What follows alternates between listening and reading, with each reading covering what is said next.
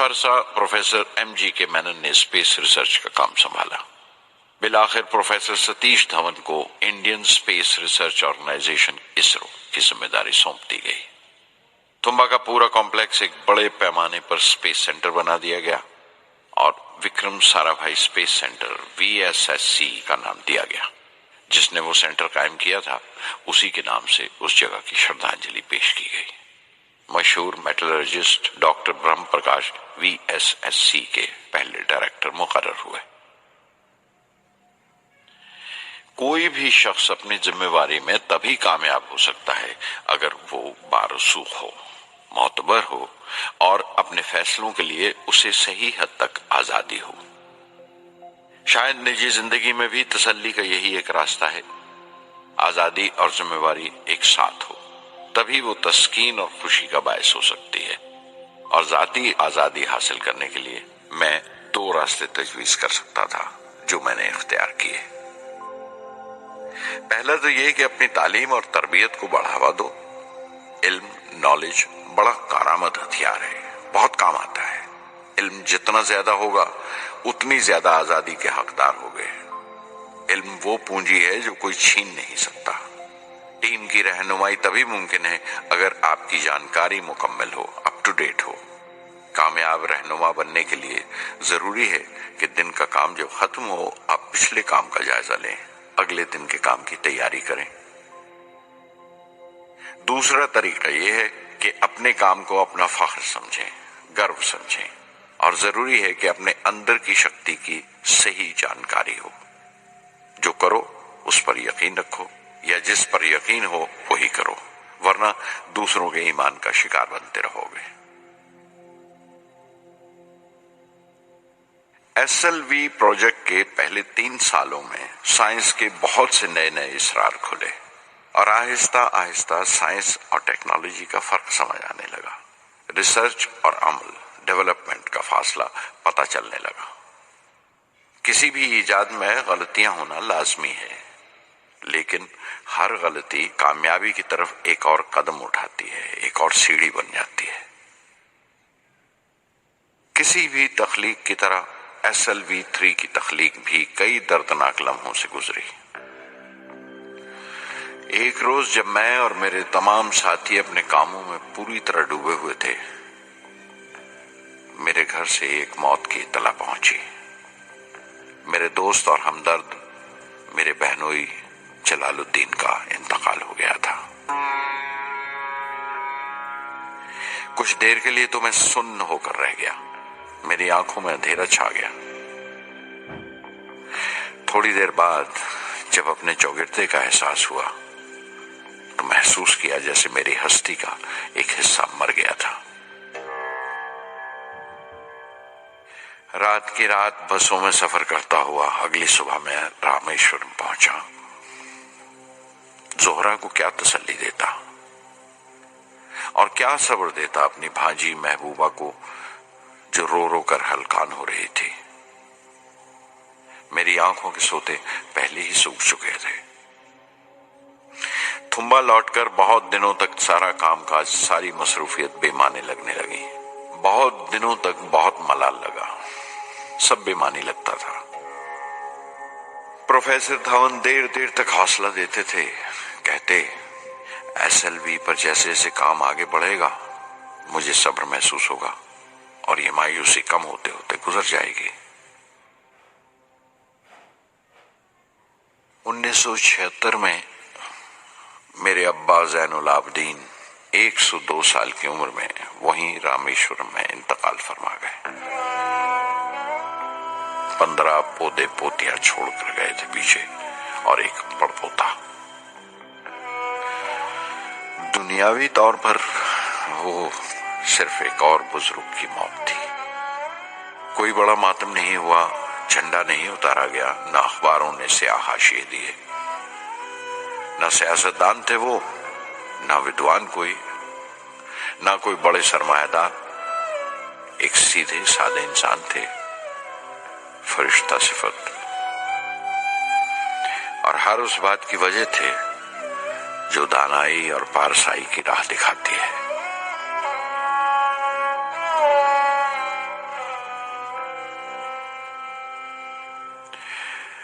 میں بہت دیر تک اپنی ماں کے پاس بیٹھا رہا، چپ چاپ، اور جب اٹھا تھمبا لوٹنے کے لیے تو اس نے روندھے گلے سے دعائیں دی مجھے۔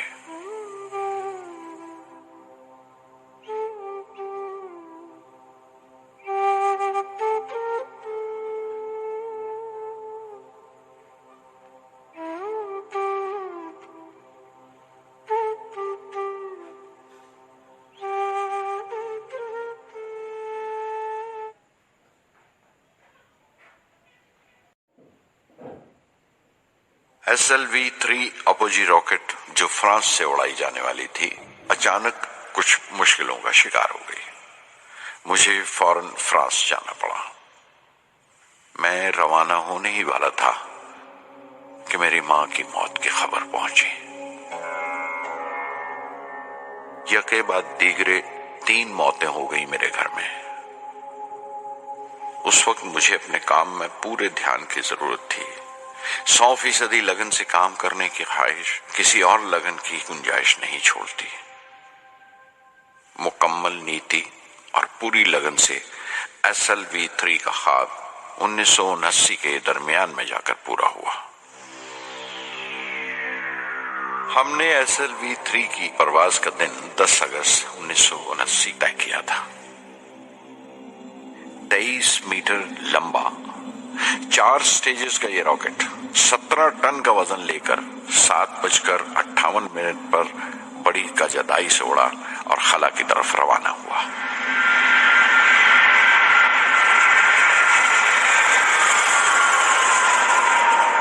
پہلی سٹیج ہر طرح سے پختہ نکلی اور بڑے آرام سے راکٹ دوسری سٹیج میں داخل ہو گیا۔ ہم سب دم بخود رہ گئے، سانس روکے بیٹھے تھے۔ ہمارے برسوں کا خواب آسمان کی طرف سفر کر رہا تھا۔ اچانک ہمارے خواب میں درار آئی، ہمارا سکوت ٹوٹا، ہماری خاموشی ٹوٹی۔ دوسری سٹیج قابو سے باہر ہونے لگی تھی۔ 317 سیکنڈ کے بعد پرواز ٹوٹ گئی۔ میری محنت اور امید چوتھی سٹیج کو ساتھ لے کر تمام ملبہ سری ہری کوٹا سے 560 کلومیٹر دور سمندر میں جا کے گرا۔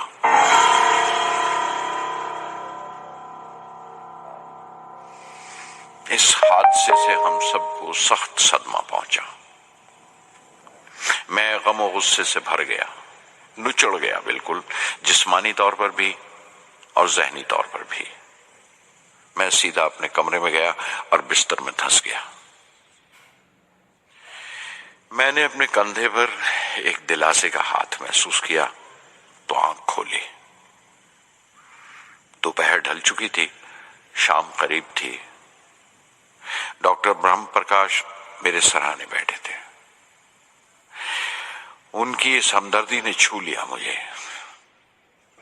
میں اداس تھا، مایوس تھا، لیکن اکیلا نہیں۔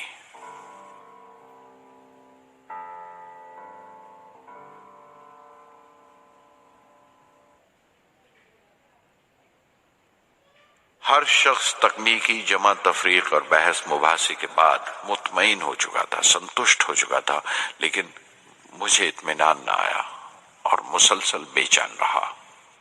میں بے ساختہ کھڑا ہو گیا اور اعتراف کیا پروفیسر دھون کے سامنے، سر میرے ساتھیوں کو ناکامیابی کی وجہ دریافت ہو جانے سے اطمینان ہو گیا، لیکن میں اسے کافی نہیں سمجھتا۔ اس مشن کے ڈائریکٹر کی حیثیت سے اس غلطی کو بھی میں اپنی ذمہ داری سمجھتا ہوں۔ SLV-3 کی ناکامیابی کی ذمہ داری میری ہے۔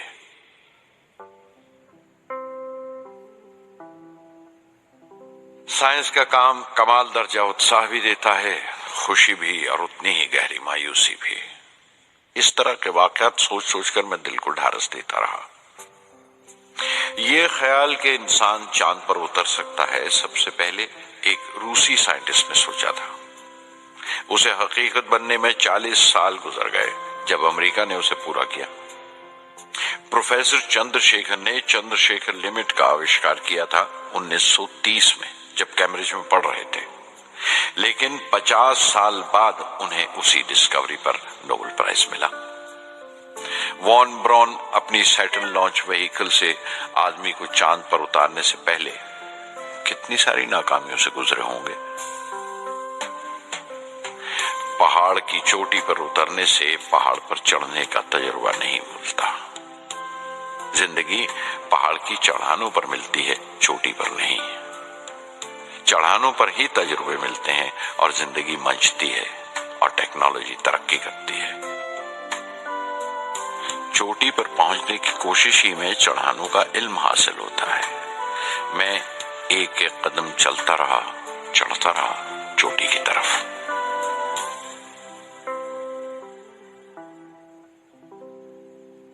SLV-3 کی اڑان سے 30 گھنٹہ پہلے 17 جولائی 1980 کے دن اخباروں کی سرخیاں طرح طرح کی رائے اور اندازوں سے بھری ہوئی تھیں۔ زیادہ تر رپورٹرز نے پہلی SLV کی اڑان یاد دلائی تھی کہ کس طرح وہ راکٹ فیل ہو گیا تھا اور اس کا ملبہ سمندر میں جا کر گرا تھا۔ کچھ لوگوں نے تو دیش کی دوسری خامیوں کا ذکر کرتے ہوئے بھی اسے SLV-3 سے جوڑ دیا تھا۔ میں جانتا تھا کہ اگلے دن کا نتیجہ ہمارے فیوچر کے اسپیس پروگرام کا فیصلہ کرنے والا ہے۔ مختصر یہ کہ ساری قوم کی نظریں ہم پر گڑی ہوئی تھیں۔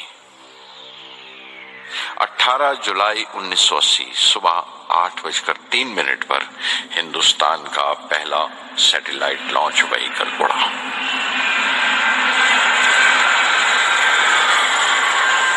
میں نے روہنی سیٹلائٹ کا تمام ڈیٹا کمپیوٹر پر جانچا۔ اگلے 2 منٹ کے اندر اندر روہنی انترکش میں تھا۔ اس تمام شور و غل کے بیچ میں نے اپنی زندگی کے سب سے اہم الفاظ ادا کیے۔ میں مشن ڈائریکٹر بول رہا ہوں، ایک ضروری خبر سننے کو تیار رہو۔ چوتھی سٹیج کامیابی کے ساتھ روہنی سیٹلائٹ کو لے کر انترکش میں داخل کر رہی ہے۔ میں بلاک سے باہر آیا تو میرے ساتھیوں نے مجھے کندھوں پر اٹھا لیا اور نعرے لگاتے ہوئے جلوس نکالا۔ ساری قوم میں ایک جوش کی لہر دوڑ گئی۔ ہندوستان ان چند قوموں میں شامل ہو گیا تھا جن کے پاس سیٹلائٹ لانچ کی قابلیت تھی۔ ہماری قوم کا ایک خواب پورا ہوا تھا اور ہمارے اتحاد کا ایک نیا باب کھلا، ایک نیا چیپٹر۔